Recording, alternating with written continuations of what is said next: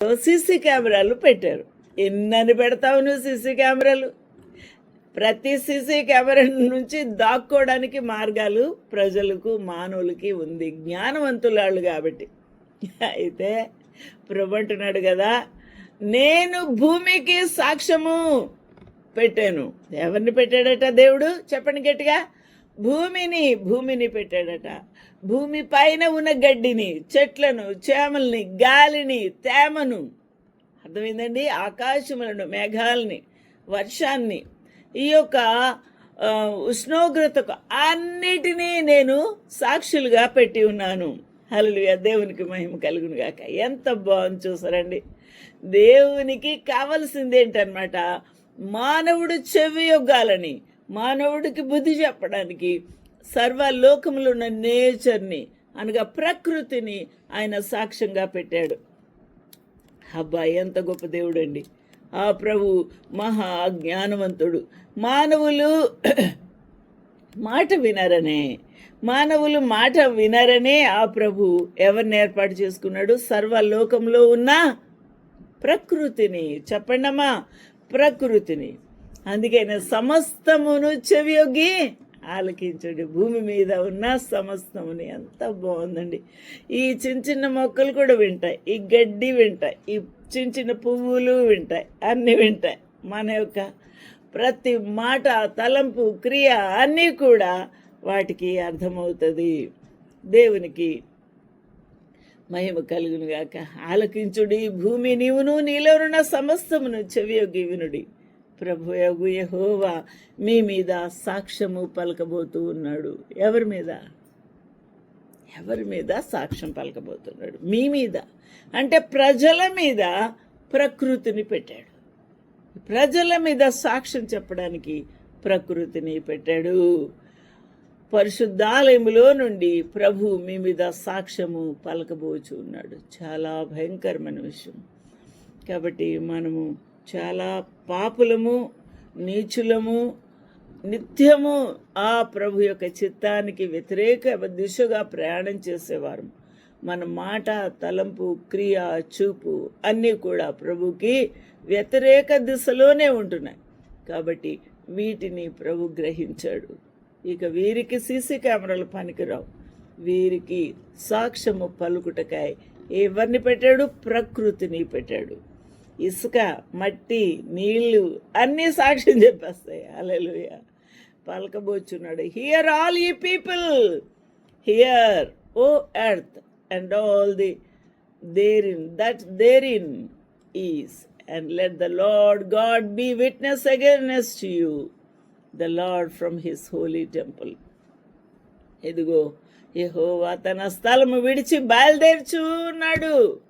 యెహోవా దేవుడు తన స్థలము విడిచి అనగా మీకా గ్రంథము వ్రాసేసరికి ఆ ప్రభు యేసుక్రీస్తు ప్రభు ఈ భూమి మీదకి పాదం పెట్టలేదు ఇంకా. అయితే ఆయన స్థలం విడిచి, ఆయన పరిశుద్ధ సింహాసనం విడిచి, పరలోకమును విడిచి ఈ లోకానికి రాబోతున్నాడు అని క్లియర్గా ఇక్కడ చెప్తూ ఉన్నాడు. బయలుదేర్చు అన్నాడు. ఆయన దిగి భూమి యొక్క ఉన్నత స్థలం మీద నడవబోచు ఉన్నాడు. భూమి యొక్క ఉన్నత స్థలం ఏదో తెలుసండి మీకు? ఎవరైనా చెప్తారా? ఎత్తైన స్థలం ఏదంటే యెరూషలేము. ఆ యెరూషలేములో ఉన్న సియోను పర్వతమే అత్యున్నతమైన highest place in the world. ప్రపంచంలోనే సెంటర్గా ఉన్నది. ప్రపంచంలోనే అత్యున్నతమైన ఎత్తైన స్థానములో ఆ యొక్క ఎవరున్నారు? సియోను పర్వతం ఉన్నది. దేవునికి మహిమ, ఘనత, ప్రభావం కలుగుగాక. ఇట్టి ఆ యొక్క ఉన్నతమైన స్థలము నుండి ఆ ప్రభు అట నడవబోచు ఉన్నాడు. నడిచాడా లేదా యేసుక్రీస్తు ప్రభు? వచ్చి నడిచాడు.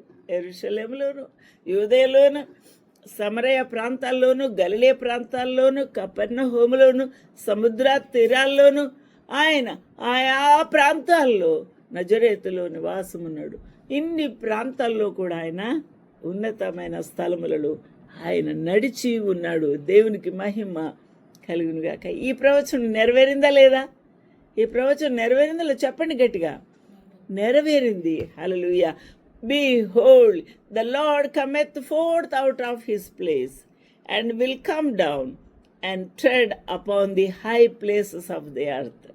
ఉన్నతమైన స్థలము భూమి మీద, అది ఓన్లీ యెరూషలేములో ఉన్నతమైనది కాదు, ప్రపంచానికి అతి పెద్ద ఎత్తైన స్థలం. ఆయన నడవగా అగ్నికి మాయనము కరుగునట్లు పర్వతములు కరిగిపోను. ఆయన గొప్పతనం వర్ణిస్తున్నాడు ఇక్కడ. ఆ లోయలు విడిపోతాయి.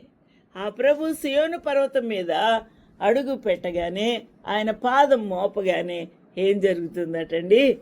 ఆ యొక్క సియోను పర్వతము ఇలాగ విచ్చిపోతుందట, ఇలాగా సాగిపోతుందట. వాటి మీద పోసిన నీరు పారునట్లు అవి కరిగి ఇలా పారుతాయట. దేవునికి మహిమ కలుగునుగాక. The mountain shall be molten under him and the valley shall cleft as wax before the fire, as the waters that are pour down a steep place. ఎత్తైన స్థలం నుంచి ఎలాగ నీరు మరి జారుకుంటూ ఆ యొక్క వరదలు, వర్షాలు, కాలువలు, సెలయేర్లు ప్రవహిస్తాయో అలాగా ప్రభు పాదాలు పెడితే అలాగా కరిగిపోతుందట. దేవునికి మహిమ కలుగుగాక. ఎంతో గొప్ప దేవుడు. ఈ యొక్క ప్రవచనము నెరవేరబోతూ ఉంది. ఈ ప్రవచనము ఇంకా జరగాలి. ఆ ప్రభు ఆఖరు క్షణములు, ఆయన తిరిగి రాబోతున్న క్షణము ఆసన్నమైంది. అక్కడికి ఆ ప్రభు రాబోతూ ఉన్నాడు. హల్లెలూయా. కాబట్టి మనం ఏం చేయాలి? మనము భయంతో వణుకుతూ మనం ఏం చేయాలి? మన యొక్క సొంత రక్షణను కాపాడుకోవాలి, భద్రపరుచుకోవాలి. అప్పుడు మీకాట ఇదంతా చూసిన తర్వాత దీన్ని చూసి నేను కేకలు వేయచ్చు. మీకాకు కేకలు వచ్చినాయి. ఏడుస్తున్నాడు, గుండె పగలగొట్టుకుంటున్నాడు, కేకలు వేయచ్చు, ప్రలాపించుచున్నాను, ఏడుస్తూ ఉన్నాడు. ఏమీ లేకుండా దిగంబరినై నక్కలు అరుచున్నట్లు అరుస్తూ ఉన్నాను, నిప్పుకోడి మూలుగునట్లు మూలుగుచూ ఉన్నాను అని. దానికి తగిలిన గాయములు మరణకరములు, అవి యూదాకు తగిలి ఉన్నవి. నా జనులు గుమ్మముల వరకు, యెరూషలేం వరకు అవి వచ్చి ఉన్నాయి అని ప్రభు వాక్కును బయలుపరిచినప్పుడు మూలిగి ఉన్నాడు మీకా. దేవునికి మహిమ కలుగుగాక. ఈ రోజున నీ జీవితంలో, నా జీవితంలో చూస్తున్నాము ఎన్నో ప్రవచనాలు నెరవేరుతూ ఉన్నాయి. అయితే మనకేమన్నా భయం ఉన్నదా? మనకేమన్నా మరి ప్రభు రాబోతున్నాడు, వచ్చినప్పుడు నా స్థితి ఏంటి? అది మనం గమనించం. ఆయన వస్తానన్నాడు, వచ్చి వెళ్ళి ఉన్నాడు. ఉన్నతమైన స్థలములలో తిరుగుతాడు అని ప్రవచించాడు, అది జరిగింది. ఇప్పుడు మళ్ళీ రెండవ మారు సర్వ లోకమును సంసిద్ధం చేస్తూ ఉన్నాడు. సంఘాన్ని తీసుకుని వెళ్ళబోతున్నాడని ప్రవచనము చెప్పి ఉన్నాడు. సియోను పర్వతం మీదకి ఆయన పాదములు మోపగా మైనము కరిగినట్టుగా, అగ్నికి మైనము కరిగినట్టుగా కరుగుతుందంట. దేవునికి మహిమ కలుగునుగాక. అంత శక్తివంతుడై ప్రభు మహిమతో రాబోతూ ఉన్నాడు. ఈ రోజున మన స్థితి ఎలా ఉందో గమనించుకుందాం. మన స్థితి ఎలా ఉంది? ప్రవక్తలైతే గుండె బాదుకున్నారు, ప్రలాపించారు, మూలిగారు, దుఃఖపడ్డారు, వేదన చెందారు. ఎందుకంటే ఆ యొక్క ఇశ్రాయేల్ వారి మీదకి రాబోతున్న ఉగ్రతను బట్టి ఆ ప్రభువు వారి మీద సాక్ష్యం పలకబోతున్నాడు అన్న సంగతి విని భయం వణుకుతో ఏం చేస్తున్నాడు? ఏడుస్తూ ఉన్నాడు భక్తుడు. ఈరోజున భక్తులు అనేవారు, విశ్వాసులు అనేవారు తమను తాము పరీక్ష చేసుకుంటూ వారు నిత్యము దేవుని సన్నిధిలో కన్నీళ్లతో మూల్గవలసిన వారై ఉన్నారు. దేవునికి మహిమ కలుగునుగాక. ప్రభు ఈ వాక్యాన్ని దీవించునుగాక. ఆమేన్.